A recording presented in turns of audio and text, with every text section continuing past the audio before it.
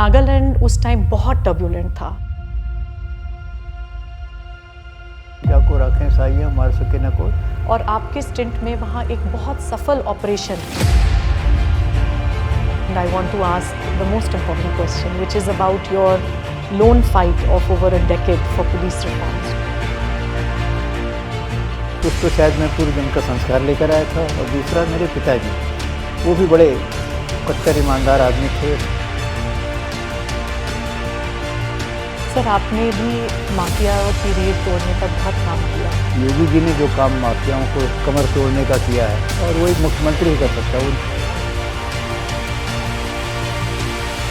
तो मैं ये जानना चाहती हूँ कि आपके जीवन में कौन इस तरह के कैरेक्टर बिल्डर्स थे, या क्या इस तरह के इन्फ्लुएंसेस थे जिन्होंने आपको इस प्रकार का मॉरल फाइबर दिया?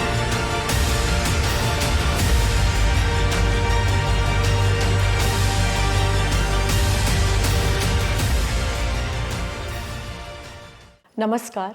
Welcome to another episode of Uttar Pradesh Police's in-house podcast, Beyond the Badge, which attempts to bring to you candid, straight-from-the-heart conversations with veteran police officers with a trove of sensational stories and rich experiences up their sleeve and tremendous achievements to their credit. Today's episode is rather special because our guest is the unequivocal gold standard of the Indian Police Service. It is my proud privilege and that of this podcast to welcome Shri Prakash Singh, a veteran police officer of the 1959 batch of the IPS, who over the course of his extremely diverse, challenging and effective career enjoyed the rare distinction of serving as the Director General of the Border Security Force, the DGP of Assam and the DGP of UP in 2 stints.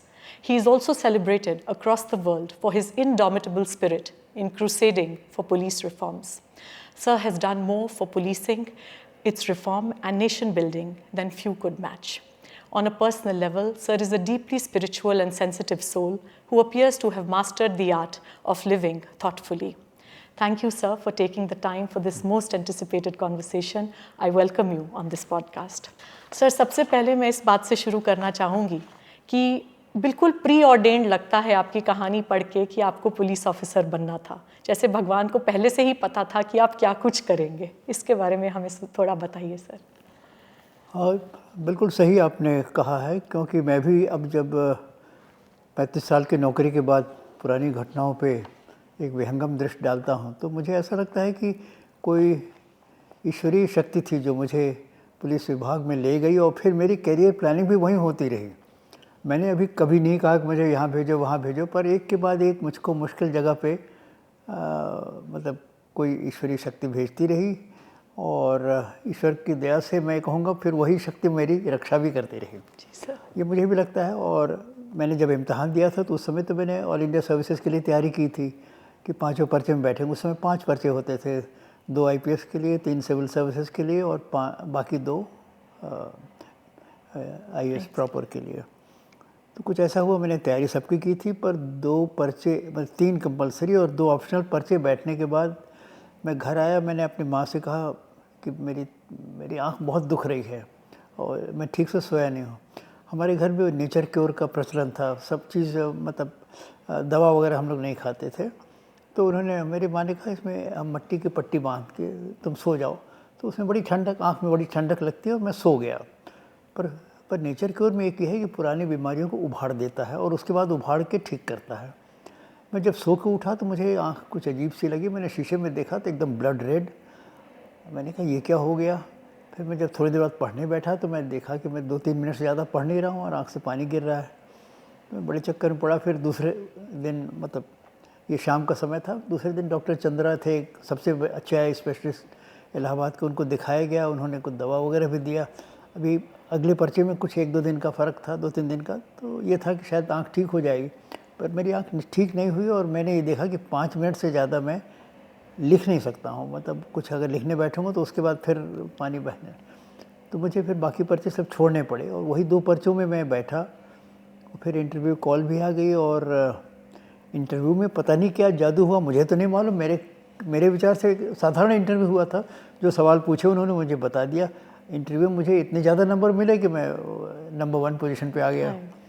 अब बाकी पर्चों में number ठीक ठाक थे, कोई outstanding नहीं था, पर ये था कि अच्छे नंबर उसमें थे, पर इसमें बहुत ज़्यादा नंबर दे दिए उन्होंने। 300 में 250 दिए, तो मेरे I gallop to So it's unheard of. Rocketed to number 1 So- position. तो फिर मुझे लगा कि पता नहीं क्या है। अब मैंने ज़िंदगी में कभी नहीं टॉप किया था, ना हाई स्कूल, ना इंटरमीडिएट, ना बीए, ना एमए। और भगवान ने मुझे, तो मैंने कहा चलो ठीक है, सर्विस ज्वाइन किया। हालांकि जैसे पुलिस अधिकारियों से जो गुण जोड़े जाते हैं कि ऐसा होना चाहिए, ऐसे मेरे में कोई गुण नहीं था। I was a very reserved, somewhat शाई, मतलब अपने आप में बस अपना खेलना और पढ़ने के अलावा और दुनिया में कोई इंटरेस्ट था नहीं। फिर मैं चला गया, आईपीएस की ट्रेनिंग होती रही, और बस मैंने सोचा कि ईश्वर की इच्छा है कि इसी में रहें, तो मैं फिर उसी में नौकरी शुरू हो गई। तो कई बार घर में पत्नी से विचार विमर्श होता था कि नौकरी करें या छोड़ दें, फिर से टीचिंग जॉब में चले जाएं। इलाहाबाद यूनिवर्सिटी मैंने 1 साल पढ़ाया था। जी सर। पर मेरी पत्नी ने सलाह दिया, मेरी पत्नी ने क्या, भगवान ने उनके मुंह से बोलवाया। मेरा ये मानना है कि देखिए, भगवान तो आपके लिए उतर के आएंगे नहीं, पर यह है कि जब उन्हें कुछ संदेश देना होता है तो किसी पवित्र आत्मा के द्वारा वो संदेश आपको मिल जाता है। तो उन्होंने कहा नहीं, देखिए इतनी जल्दी मत छोड़िए, आईपीएस की नौकरी कोई आसानी से तो मिलती नहीं है, 2-3 साल और कर लीजिए, फिर भी नहीं आपका मन लगा तो छोड़ दिया जाएगा। मैंने कहा ये भी ठीक है, जल्दीबाजी में क्या। फिर वो ताज्जुब होगा आपको सुनकर, पर नागालैंड जाके मुझे सर्विस में रहने का औचित्य समझ में आया कि नहीं, मैं तो सचमुच में कुछ कर सकता हूँ। मेरे अंदर शुरू से ही एक जज्बा था कि मुझे कुछ करना है, देश के लिए करना है, समाज के लिए करना है। और नागालैंड में जाके थोड़े दिन बाद मुझे ये लगा कि एक ऐसा क्षेत्र जहाँ देश की एकता को, अखंडता को चुनौती दी जा रही है। मैं भले इंटेलिजेंस विभाग में हूँ, पर इंटेलिजेंस विभाग में होने का बड़ा एडवांटेज ये था कि सारे अंडरग्राउंड लीडर्स ये समझते थे कि इनको जो बात कही जाएगी वो दिल्ली पहुँच जाएगी और फिर हमारी सुनवाई शायद हो सकती है। तो बहुत मतलब जो भी मौके मुझे मिले, मुझे ऐसा लगा कि मैं देश की सत्ता को इस एक टर्बुलेंट क्षेत्र में, एक जहाँ अशांत क्षेत्र है, वहाँ पे बनाए रखने में एक थोड़ा सा मेरा 0.01% ही हो, पर मेरा योगदान हो रहा है। तो मुझे वहाँ सर्विस में लगा नहीं, I must stay, I am fighting for the country. मैं देश के लिए यहाँ लड़ रहा हूँ तो मैं यहाँ रहूँगा। और उसी तरह फिर जब स्टेट्स में आया, तो जब डिस्ट्रिक्ट एसपी बनने के बाद मुझे ये लगा, देखो ये 14-15 लाख की जो आबादी है, they look up to you. ये आपको देखते हैं कि मैं अगर अच्छा काम करूं और अपने मातहतों को मैं प्रेरित कर सकूं, तो मतलब जनजीवन में कितना फ़र्क आ जाएगा, कितने लोग सुखी हो सकते हैं। तो इस तरह धीरे धीरे मुझे मतलब पुलिस में रास आने लगा। जी सर। कि नहीं, इसमें काम करके जो तुम्हारे अंदर जो भी आदर्श हैं उनको तुम एक कार्यान्वित कर सकते हो। धन्यवाद सर। सर, क्योंकि आपने अपने उत्तर में नागालैंड की बात छेड़ी, तो मैं कुछ उस पे और आगे बढ़ के पूछना चाहूँगी। आपका वो ज़िंदगी का चैप्टर मुझे व्यक्तिगत रूप से बहुत दिलचस्प लगता है, क्योंकि मुझे भी वहाँ कुछ देर काम करने का मौका मिला था। सर, नागालैंड उस टाइम बहुत टर्बुलेंट था, वहाँ बहुत खतरा था, और आपके स्टिंट में वहाँ एक बहुत सफल ऑपरेशन कैरी आउट किया गया था जो आप ही के इनपुट पे आधारित था। और उसके बाद अंडरग्राउंड्स ने लिखित रूप से आपके जीवन पर एक मतलब असैसिनेशन अटेम्प्ट का एक ऑर्डर पास किया था, जिसके बाद आपको तत्काल दिल्ली बुलाया गया, इस थ्रेट टू लाइफ को डिस्कस किया गया। और उस टाइम जो पावर्स दैट बी थे, उन्होंने क्लियर कट आपको कहा कि आपको अब वहाँ से हटाया जा सकता है, because there is a clear threat to your life. आप बहुत यंग थे सर उस टाइम, आपके बच्चे इतने छोटे थे, and despite such a cogent threat to your life, you chose to go back and complete your tenure, when if you had exited, it wouldn't even have been frowned upon because everybody understood how dangerous it was. तो क्या sir आपके मन में उस time आया, और क्या आपको डर नहीं लगा अपने लिए, अपने परिवार के लिए? देखिए, जब मुझसे पूछा गया, डायरेक्टर आईबी बैठे थे और उनके बगल में डिप्टी डायरेक्टर थे। Director IB mister MML Ahuja थे और डिप्टी डायरेक्टर थे मिस्टर केन प्रसाद। केन प्रसाद मुझे बहुत अच्छी तरह जानते थे, मेरे मेंटर थे, वो नॉर्थ ईस्ट देखते थे। तो ये बात हुई कि देखो तुम्हारी जान का खतरा है, और आहूजा साहब डीआईबी ने कहा कि देखो प्रकाश, तुम कल दिल्ली यहीं तुम्हें हम डेस्क दे देंगे, you join here in Delhi, और तुम्हारी पत्नी और बच्चों को हम हेलीकॉप्टर भेज के इवैक्यूएट कर देंगे। तो ऑफ़र तो मुझे बड़ा अच्छा लगा, पर पता नहीं मेरे अंदर क्या बात आई और मेरे मुंह से निकल गया, नहीं सर, मैं तो विश्वास करता हूँ कि जाको राखें साइयाँ मार सके न कोई, मैं I prefer to go back और मैं अपना टेन्योर पूरा करके आऊँगा। और इसके पीछे सबसे बड़ा जो मेरे अंदर क्यों ऐसा मैंने कहा, और जैसा कि अभी आपने कहा कि अगर हम चले आते तो कोई कुछ नहीं कहता, इन परिस्थितियों में कोई ये नहीं कहता कि आप भाग आए। मेरे अंदर ये था कि मैं ज़िंदगी भर में मुझे ये लगेगा कि प्रकाश तुम डर गए कि तुम्हारी हत्या हो जाएगी और इसलिए तुम वापस चले आए, मैं अपनी नज़र में मैं थोड़ा गिर जाऊंगा। ये बात मुझे मतलब ज़िंदगी भर कचोटती, यू गॉट स्केयर्ड। तो मैं शायद यही बड़ा कारण था, मैंने मना कर दिया कि मैंने कहा ठीक है जो होगा देखा जाएगा। और मेरे मन में पता नहीं क्यों एक दृढ़ विश्वास था कि ईश्वर मेरी रक्षा करेंगे। तो इस दृढ़ विश्वास के आधार पे ही मैं वापस आ गया और मेरा विश्वास फलीभूत हुआ। ऐसे तो शायद मार देते, पर उसी समय ऐसा हुआ कि रेवोल्यूशनरी गवर्नमेंट ऑफ नागालैंड जो थी सेमास की, वो ना फूट पड़ गई फेडरल गवर्नमेंट से। और रेवोल्यूशनरी गवर्नमेंट तो बाद में नहीं, फेडरल गवर्नमेंट को तोड़ के एक रेवोल्यूशनरी गवर्नमेंट सेमास ने बना लिया। और उसमें चिडेमा में उनके ऊपर, चिडेमा में उनका फेडरल हेडक्वार्टर था, उसको रैंसैक हो गया। तो उनका ध्यान आपसी मामलों में इतना ज़्यादा पड़ गया कि शायद मुझको मारने का आदेश तो उन्होंने सिक्योरिटी कमांड को दिया था। सिक्योरिटी कमांड स्पेशलाइज करती थी असैसिनेशंस में, ट्रेनों को उड़ाने में। तो जो भी कारण हो, सब मिले जुले कारण ऐसे थे कि मतलब कुछ उनका ध्यान बट गया, कुछ शायद वो कर नहीं पाए, ईश्वर की तरफ से रक्षा थी, वो समय निकल गया किसी तरह से। और हालांकि जितने एहतियात मैं ले सकता था मैंने लिया। हालांकि एहतियात देखिए, मेरे पास कोई 10 आदमी भी लगा दिए जाते तो कुछ नहीं था उनके लिए। तो वो तो एक कंपनी को उड़ा देते थे, प्लाटून की तो बात छोड़ दीजिए। मतलब मैंने एहतियात काफ़ी लिया। और इस दौरान मैं जब टूर पे जाता था तो केवल मुझे मालूम रहता था, मतलब मुझे कहाँ जाना, और डिप्टी डायरेक्टर को मालूम रहता था। और हर दिन मैं अपना पासवर्ड बदलता रहता था।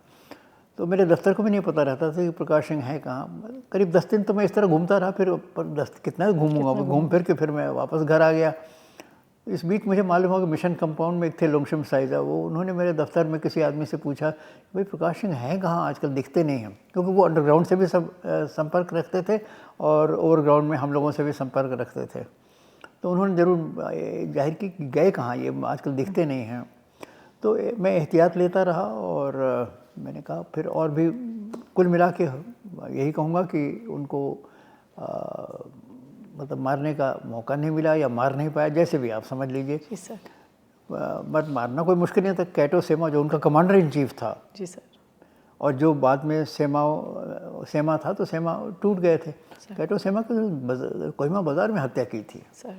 और कैटो सेमा मेरे घर कई बार आया था और बहुत ही दबंग, बड़ा दिलेर आदमी था।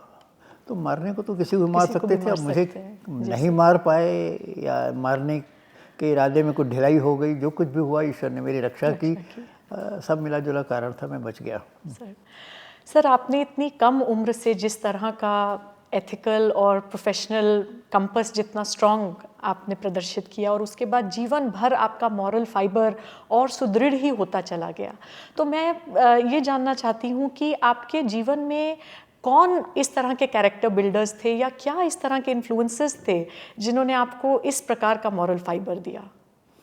देखिए, कुछ तो शायद मैं पूर्व जन्म का संस्कार लेकर आया था, और दूसरा मेरे पिताजी, वो भी बड़े कट्टर ईमानदार आदमी थे। स्वतंत्रता संग्राम में 1942 में उन्होंने भाग लिया था। श्री सूरजनाथ सिंह उनका नाम था। और एक समय मतलब उनको कहा जाता था ईस्टर्न यूपी के गांधी कहा जाता था उस ज़माने में, 40s में। तो वो जेल भी गए थे। और वो इतने ईमानदार आदमी थे कि एक बार अपने रोरिंग प्रैक्टिस छोड़ दी थी कि नहीं भाई, इसमें तो झूठ बहुत बोलना पड़ता है और बदमाश आदमी को भी बचाना पड़ता है। तो उन्होंने वकालत छोड़ दी थी कि हम कुछ और करेंगे, पर हम वकालत नहीं करेंगे। पर फिर बाद में कुछ और नहीं शायद कर पाए, इसलिए फिर वकालत की और ये सोच लिया कि अब हम कोशिश करेंगे हमेशा सही मुकदमे ही लें। बाद में हाई कोर्ट आ गए थे, तो उनकी इंटीग्रिटी के लिए उनकी बड़ी इज्जत होती थी। और उन्होंने कूट कूट के मेरे दिमाग में मतलब ईमानदारी का गुण भर दिया था। और वो हमेशा कहते थे, देखो जो लोग गलत पैसा कमाते हैं, वो उनके घर से पैसा हमेशा निकल जाएगा। जाएगा। पर उन कह दिया था कि पत्नी बीमार पड़ जाएगी, घर में आग लग जाएगी, कुछ चोरी हो जाएगी, कोई एक्सीडेंट हो जाएगा, कुछ नुकसान हो जाएगा, पैसा तुम्हारा गलत जो पैसा है वो हमेशा घर से निकल जाएगा। ये उन्होंने बचपन में मेरे कूट कूट के भर दिया था। तो कुछ मेरे संस्कार थे पूर्व जन्म के, कुछ पिताजी ने और उसको और सुदृढ़ बना दिया। तो मैंने सोच लिया था कि मैं सही रास्ते पे चलूँगा चाहे जो कुछ हो जाए। और नौकरी तो मैं करता रहा, पर हमेशा मेरे दिमाग में ये था कि मैं कोई फेविकॉल लगा के किसी कुर्सी पे नहीं बैठा हूँ। जहाँ से जो मुझे निकालना होगा निकाल दो, पर मैं अपने सिद्धांत से नहीं टलूँगा और ज़रूरत पड़ेगी तो किसी दिन नौकरी को भी छोड़ दूँगा। और देखिए हमारा जीवन इतना सरल था और सादा था कि हम ये समझते थे कि जीविकापार्जन तो मैं कभी भी कर लूँगा, अपने दिमाग से पैसे कमा लूँगा, पर ईमानदारी से रहूँगा। और हमें कोई नौकरी, मैंने पुलिस की नौकरी कोई शान शौकत या पैसा कमाने के लिए या यही कि डंडा मारने में मुझे बड़ा मज़ा आता है, इसके लिए नौकरी नहीं की थी। मैंने किया था एक भावना से कि शायद पुलिस की नौकरी भी एक सेवा का माध्यम बन सकती है। जी सर। सर, आप अपनी ऑटोबायोग्राफी में अक्सर मीडिया रिकॉर्ड्स मैंने ऑटोबायोग्राफी नहीं लिखी है, कुछ मेमोइर्स लिखे हैं। Sir memoirs. सर, आप अपने मेमोइर्स में बहुत अक्सर मीडिया कवरिंग्स को कोट करते हैं, जब बहुत विषम परिस्थितियों में भी, जब सब लोग एक तरफ थे, आप अकेले दूसरी तरफ थे, तब कुछ बहुत करेजियस जर्नलिस्ट ने आपके पक्ष में लिखा। जिस तरह सर पिछले कुछ दशकों में मीडिया इवॉल्व की है, मैं उत्सुक हूँ आपका ओपिनियन जानने के लिए कि क्या आपको लगता है कि आज यदि अधिकारी अपने आप को इस तरह की चैलेंजिंग परिस्थितियों में पाएं, where the whole system is stacked against them, can they still expect this kind of neutral and courageous journalism and reporting about themselves? Sir नहीं, उस समय भी विपरीत लिखा जाता था काफ़ी, पर यह है कि मैं ये मानता हूँ कि अगर आप सत्यनिष्ठ हैं और दुनिया जानती है कि आप सही रास्ते पे चलेंगे, तो देखिए पब्लिक तो आपकी इज़्ज़त करती ही है। और मैंने ये देखा कि जो लोग मेरे आलोचक होने चाहिए या दुश्मन होने चाहिए, वो सब मेरा विरोध तो अंदर अंदर करते थे, पर दिल में इज़्ज़त भी थी कि भाई ये आदमी बड़ा बेढब आदमी है, ये अपनी बात पे अड़ा रहता है। अब मैं इसलिए कह रहा हूँ कि कुछ लोगों को जो मेरी वजह से जिनकी नौकरी में तरक्की रुक गई, यहाँ तक कि एडिशनल डीजी के बाद आईजी के बाद एडिशनल डीजी भी नहीं बन पाए क्योंकि मैंने एडवर्स रिमार्क दिया था, वो भी रिटायरमेंट बाद आके मेरे पैर छुए। तो मुझे ये जरा अजीब लगा कि एक बार तो एडिशनल डीजी मेरठ मेरे घर आए, मैं नोएडा में ऐसे प्राइवेट सिटीजन की तरह था, वो फ़ोन आया कि साहब एडिशनल डीजी आ रहे हैं, वो उनके लिए तो पहले से तैयारी हो रही है, वो कोई पायलट आ रहा है फलाना निकालना। मैं सच में थोड़ा सा मैं घबराया था, इसको मैंने एडवर्स रिमार्क दिया है, ये आके मुझसे क्या बदतमीजी करेगा, इसके पास तो सारा अमला, हमें कुछ कर भी नहीं सकता। पर वो आके पहला काम उन्होंने किया, मेरा पैर छुआ। मुझे बड़ा अजीब लगा और अच्छा भी लगा कि देखो मतलब आदमी के गुणों को देखिए इज़्ज़त होती है और गलत लोग भी आपके मतलब मन में इज़्ज़त रखते हैं। तो मैं समझता हूँ कि अगर आज भी अधिकारी सिद्धांतों पे चल के अपना काम करें तो मीडिया से सपोर्ट उन्हें ज़रूर मिलेगा। सर, हम अक्सर पंजाब टेररिज्म के बारे में सुनते हैं, पर जो यंगर जनरेशन ऑफ ऑफिसर्स हैं, जैसे मैं भी थी, जब मैंने आपके मेमोइर्स पढ़े तो मुझे नहीं पता था कि उत्तर प्रदेश का भी एक बहुत सब्सटेंशियल भाग था जो उस ज़माने में टेररिज्म से इम्पैक्ट हुआ था। और जब आपने डीजी का पद संभाला तो वो आपके लिए एक बहुत बड़ा चैलेंज था। और उस दौरान सर आपने लीड ली एक आइडियोलॉजिकल मतलब टर्निंग ऑफ टेबल्स जिसे कह सकते हैं इन दैट फाइट। ऑपरेशनली तो ऑफ कोर्स चल ही रहा था, लेकिन एक जो आइडियोलॉजिकल टर्निंग ऑफ टेबल्स था वो था जब आप गुरुद्वारा नानक माता साहिब गए और आपने जो उस ज़माने में बहुत उनके लिए इम्पोर्टेंट रिलीजियस सेंटर था और आपने वहाँ पे उनको एड्रेस किया। उसमें भी सर आपके जीवन को बहुत खतरा था, लेकिन आप फिर भी गए। तो सर एक तो मैं चाहूँगी आपसे हम उसके बारे में सुने, और एक सर इसका भी प्लीज़ बताइए कि क्या आपको लगता है that we are still seeing enough examples of the top leadership taking a hands-on responsibility of these larger ideology-driven policing problems? देखिए नानक माता गुरुद्वारा में ऐसे बता दूं, सूर्य प्रताप शाही आज भी मंत्री हैं। जी सर। ये उस समय स्टेट मिनिस्टर फॉर होम थे सर। मैंने उनसे कहा कि मुझे निमंत्रण आया है नानक माता गुरुद्वारा जाने का, तो इन्होंने मुझे साफ मना किया कि आप नहीं जाएंगे। पर मेरे सामने ये अंतर्द्वंद था कि अगर मैं नहीं गया तो लोग गुरुद्वारे वाले ये समझेंगे कि साहब डीजी साहब हमारे आने से डर गए। तो मैंने कहा भाई स्टेट गवर्नमेंट कुछ भी कही हो, मैं तो जा रहा हूँ। और मैं चला गया गुरुद्वारे में। तो मेरे साथ ऐसे सुरक्षा बल था, पर यह है कि गुरुद्वारे के अंदर तो कोई हथियार लेके जा नहीं सकता। तो ये हुआ कि गुरुद्वारे के अंदर सब लोग निहत्थे जाएंगे, तो मैं था और शायद 10-12 पुलिसकर्मी और थे। और मुझे आइडिया नहीं था नानक माता का गुरुद्वारा, देखिए तराई क्षेत्र में उतना ही महत्व है उसका जितना कि गोल्डन टेम्पल का पंजाब में है। और उसके अंदर जब मैं गया तो करीब 5-6-10 हज़ार की भीड़ थी उसमें, पर मैंने कहा जो ईश्वर ने मुझे भेजा है तो वही रक्षा भी करेगा, चलो। और ये था कि सिंपल सेरेमनी होगी, उसके बाद कुछ लोग वो बातें कहेंगे और आप उसका जवाब दीजिएगा, चले जाएंगे, यही मुझको इम्प्रेशन दिया गया था। पर उन्होंने कहा नहीं साहब आप कुछ अपनी बात कहिए। अच्छा, मैं तैयार हो कि बात कहने का एजेंडा नहीं था, पर अब मुझसे कहा गया तो मैं खड़ा हो गया।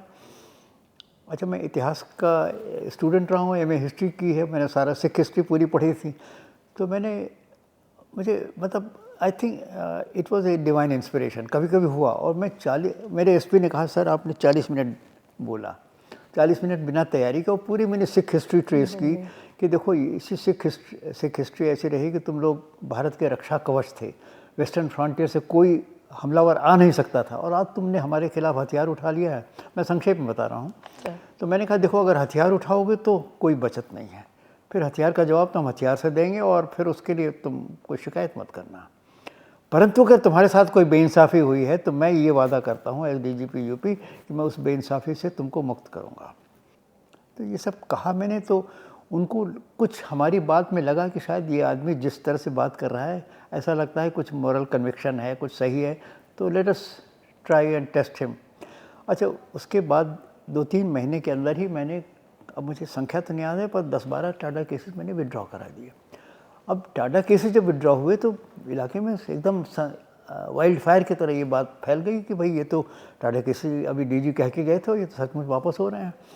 तो ये हो गया कि हमारी एक विश्वसनीयता बढ़ गई, क्रेडिबिलिटी बढ़ गई। और तत्कालीन गुरुद्वारे के जो ग्रंथी थे उन्होंने एक बयान इंडिया टुडे के हिंदी एडिशन में दिया था। वो हिंदी एडिशन ने ये छापा था कि हमें राज्य सरकार पे विश्वास हो या ना हो, पर डीजीपी जो कहते हैं उस पर हमें विश्वास है। अच्छा, जब विश्वसनीयता बढ़ी तो हमारे पास इन्फॉर्मेशन आने शुरू हो गई। इस बीच खैर हमने और बहुत सारे कदम उठाए थे अपने मतलब फोर्स को एग्रेसिव करने के लिए, और जब इन्फॉर्मेशन आने लगी तो फिर तो उनका liquidation became a matter of time कि मतलब आज ये मारा गया, 10 दिन बाद वो मारा गया।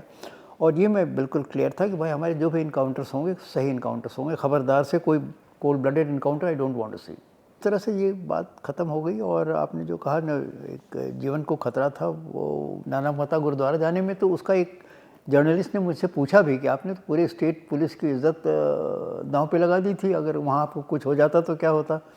तो मैंने उसका जो जवाब दिया था उसको आपके सामने भी कह रहा हूँ कि I don't mind even going to hell if that is necessary for curbing terrorism. तो जो होगा देखा जाएगा, but risk have to be faced. Yes, beautiful, sir. Thank you. Sir, you've also carried out extensive study of the Naxal movement. तराई के बारे में एक बात जी सर। कहना बहुत ज़रूरी है दर्शकों के लिए सर। कि तराई में चूँकि हमारे सारे ऑपरेशंस क्लीन थे। देखिए पंजाब में भी आतंकवाद को था और उस पर हमने विजय पाई, उस विजय में मेरा भी योगदान था। परंतु पंजाब में आतंकवाद ख़त्म होने के बाद कितने 100 से ज़्यादा मुकदमे दर्ज हुए, ह्यूमन राइट्स वायलेशंस के तो मतलब कई मतलब 500,000 केसेस रजिस्टर हुए। मतलब एक लीगेसी ऑफ बिटरनेस पंजाब में बनी रही और वो अभी भी वो ख़त्म नहीं हुई। और वो चूँकि ख़त्म नहीं हुई इसीलिए अब खालिस्तान की बात उठ रही है। अभी भी खालिस्तान, हालांकि आगे कुछ नहीं हो पाएगा, पर एक न्यूसेंस तो है ही। पर पंजाब यहाँ यूपी में तराई में जब आतंकवाद ख़त्म हुआ तो कुछ नहीं, आज तक उसकी कोई न चिनगारी है न लपट है, कुछ नहीं, कोई, क्योंकि अन्याय नहीं हुआ, अन्याय नहीं हुआ। और अगर कहीं अन्याय हुआ तो फिर उसका निराकरण भी किया गया, उसके लिए करेक्टिव मेजर्स भी लिए गए। तो मतलब यहाँ पे मतलब तराई का आतंकवाद हमेशा के लिए ख़त्म हो गया। और ये बात अभिनव एक पुलिस अधिकारी है, नाम सुना होगा, जो उत्तराखंड काट रखे हैं, उस समय यूनिवर्सिटी स्टूडेंट थे, कहते हैं सर ये तो it was a glorious chapter, it is a glorious chapter in the history of UP police. और ये भी बता दूँ कि तराई पे वो कह रहा सर तराई पे कुछ लिखिए। मैंने कहा भाई देखो मैं लिखते लिखते थक गया हूँ, मैं सारा मटेरियल तुम्हें दे दूँगा, तुम लिख डालो। तो अभी मैंने हफ्ते भर पहले उसको सारा अपना तराई का मटेरियल पूरा एक बंडल भेज दिया है कि तुम इसके आधार पे लिखो। Sir, I am curious to know, जैसे इतनी डिटेलिंग आपके राइटिंग में है, सो while you were serving, sir, did you make a regular account of your experiences? हाँ, मेरे अंदर चूँकि लिखने की प्रवृत्ति थी, Sir, तो मैं जहाँ कहीं जाता था, तो जो महत्वपूर्ण घटनाएं हों, महत्वपूर्ण कोई भी डेवलपमेंट्स हो, मैं उसकी सबकी न्यूज़ कटिंग्स वगैरह कहीं ना कहीं रखता जाता था। right, sir. आज भी मेरे रिटायरमेंट के बाद भी मेरे पास, अगर आप घर आइए तो मेरे गैराज में पंजाब का एक क्रेट है, कहीं कश्मीर का दूसरा है, Yes, यूपी का है, सबका अलग अलग रखा हुआ है। Oh, yes, sir. Police reform का तो खैर कई हैं, कई हैं, चार जी, क्रेट हैं जी, शायद, जी, जी, सर। पर बाकी सबके मटेरियल अभी भी रखा है। मैं बल्कि सोच रहा हूँ कब इसको कैसे डिस्ट्रीब्यूट करके, क्योंकि नक्सल मूवमेंट पे ख़ासतौर से इतना मेरे पास मटेरियल है जो वो कलकत्ता म्यूज़ियम मांग रहा है कि उसको दे दीजिए हमें, हम तो उसको हम दे देंगे उसको कि साहब रखिए, क्योंकि बहुत सी पुरानी फ़ोटो वगैरह मतलब देखिएगा तो बड़ा अच्छा लगता है। मुझे खुद देख के देखता हूँ 50 साल लोगों की, ये जो बड़े बड़े इंपॉर्टेंट लीडर्स जिनका नाम आज केवल हिस्ट्री बुक्स में जी, मिल सर, जाएगा, जी, सर। यानी इन मूवमेंट्स की जो हिस्ट्री है, हिस्ट्री है, जी, सर। वो यंग एज में कैसे लगते थे वो सब है मेरे पास। जी, जी, सर। सर, नक्सलिज्म पे आपका बहुत गहन अध्ययन है और आपने उस पर एक इंडिपेंडेंट बुक लिखी है, और बहुत दिलचस्प बात यह है कि this book found great resonance and popularity in France, which culturally is a lover of revolutions because the French revolution transform there history. पर सर, मेरा प्रश्न ये है कि सबसे पहले कैसे आपकी किताब ने ये सफ़र तय किया भारत से फ्रांस पहुंचने का?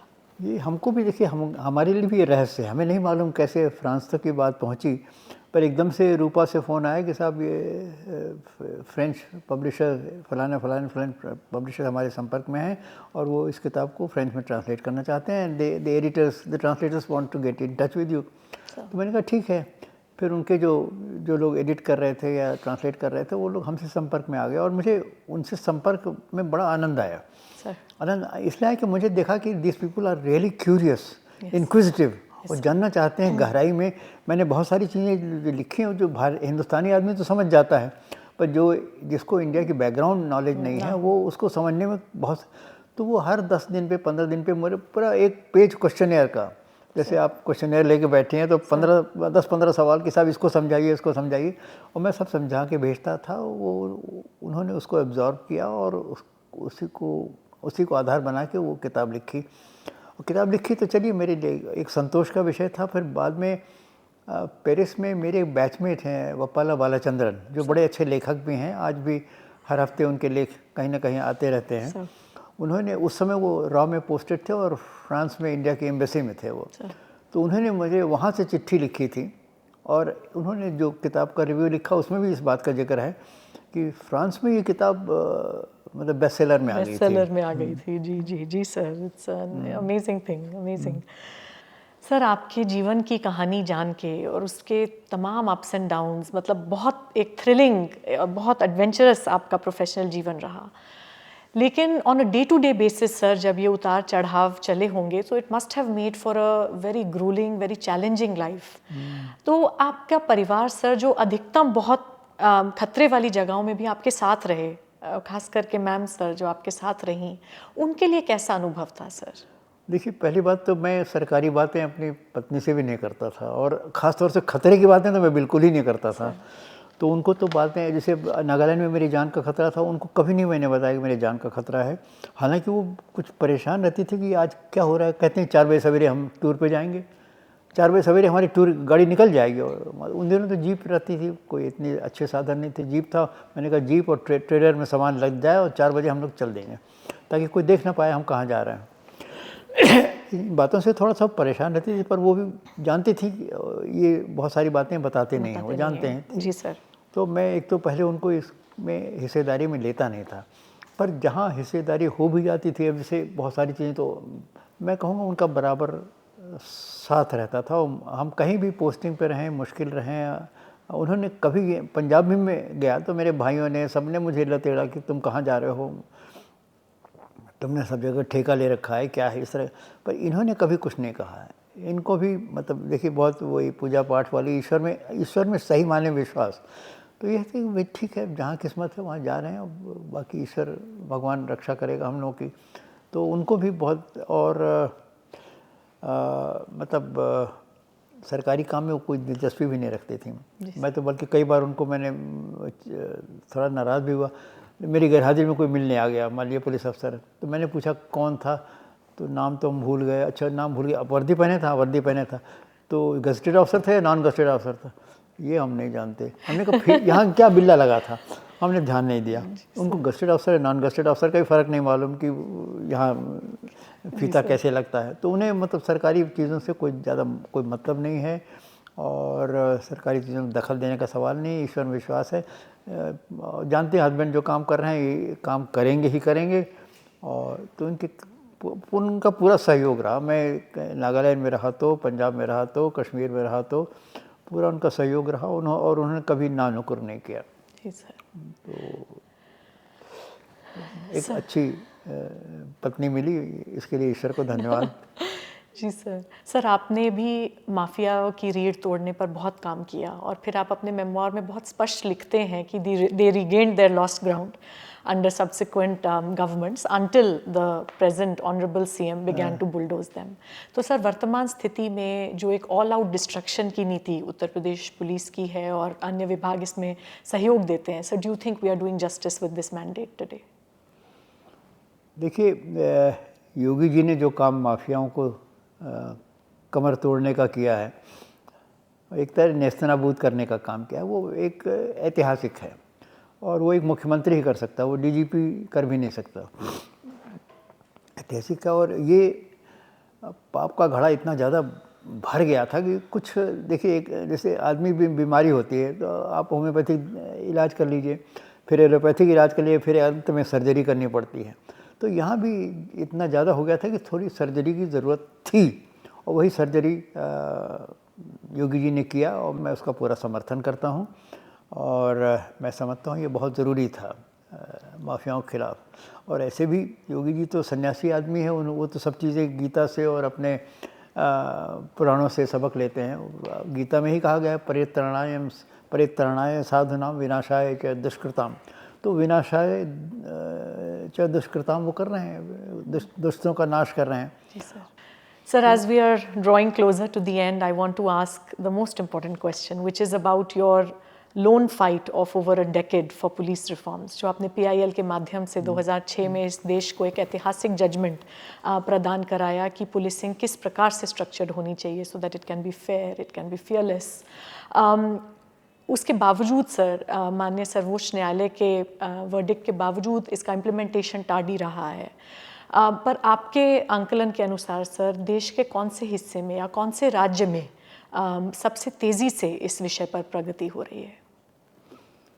मैं समझता हूँ कि, और पुलिस सुधार के मतलब केवल ये नहीं कि जो सुप्रीम कोर्ट डायरेक्शंस हैं, देखिए वो तो कोर है। मैं ये मानता हूँ कि जैसे आपका आदमी का दिल है, शरीर में हाथ पैर में कमज़ोर हो तो कोई बात नहीं, पर अगर दिल कमज़ोर हो जाए तो फिर जान खतरा है, हार्ट अटैक हुआ और आप गए। तो सुप्रीम कोर्ट के जो निर्देश हैं वो they touch the heart of the matter.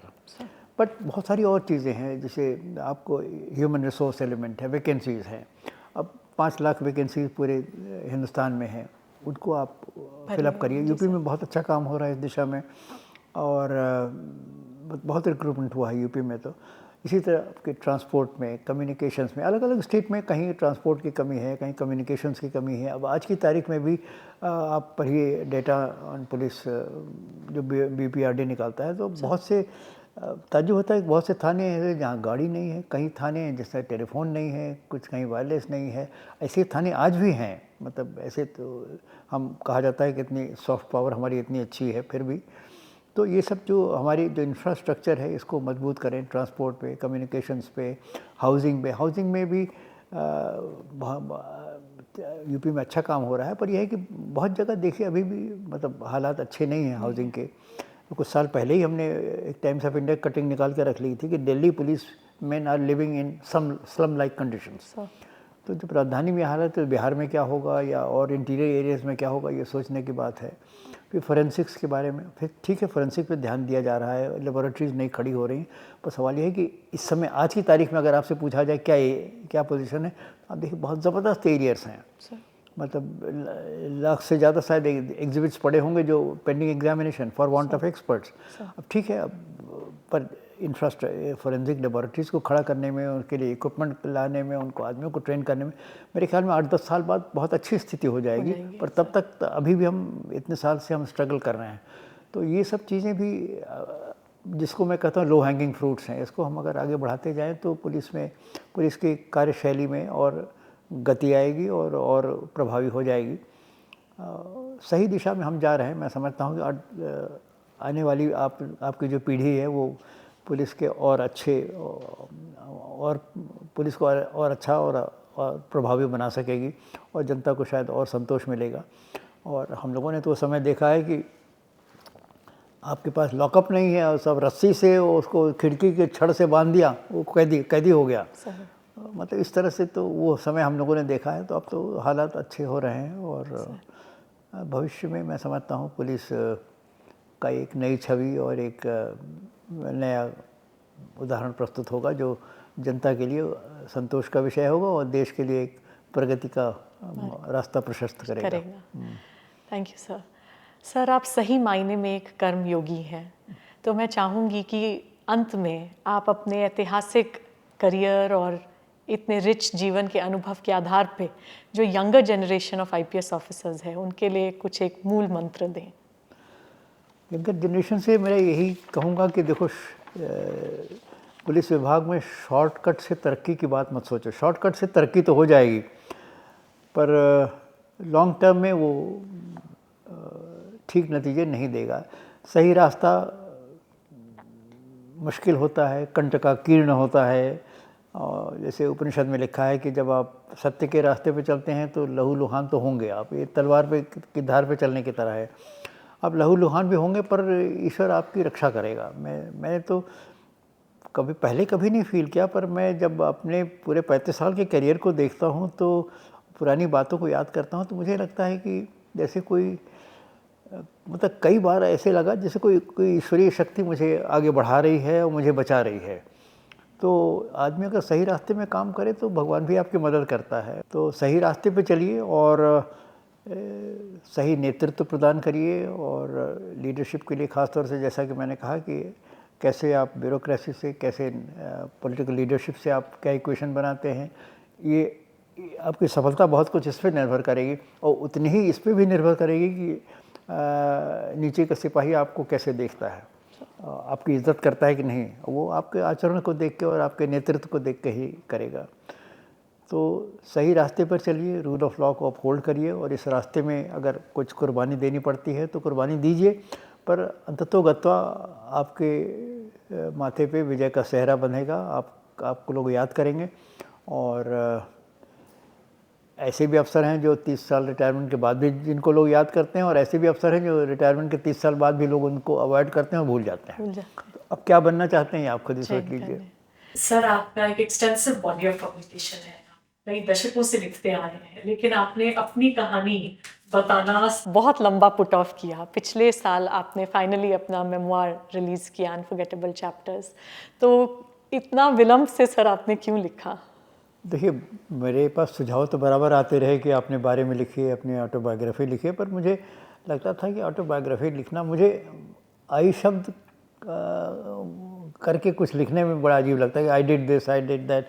मैंने कहा अपनी डींग क्या मारना है, जो कुछ हमारा जीवन एक खुली किताब रहा है, लोग जानते हैं उसके बारे में मैं नहीं लिखूँगा ऑटोबायोग्राफी वगैरह। और ऐसे भी ऑटोबायोग्राफी पढ़ना आउट ऑफ फैशन हो रहा है।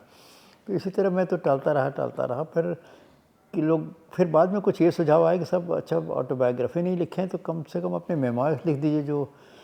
तो मैंने सोचा कि ये बात तो कुछ सही लग रही है कि और जीवन की जो बड़ी ऐसी घटनाएं हैं जो मेरे कार्यप्रणाली पर रोशनी डालती हैं और जो दूसरों के लिए शायद कुछ सबक उसमें है, ऐसी घटनाओं को केवल उल्लेख किया जाए। तो मैंने ये किताब लिखी, अनफॉरगेटेबल चैप्टर्स।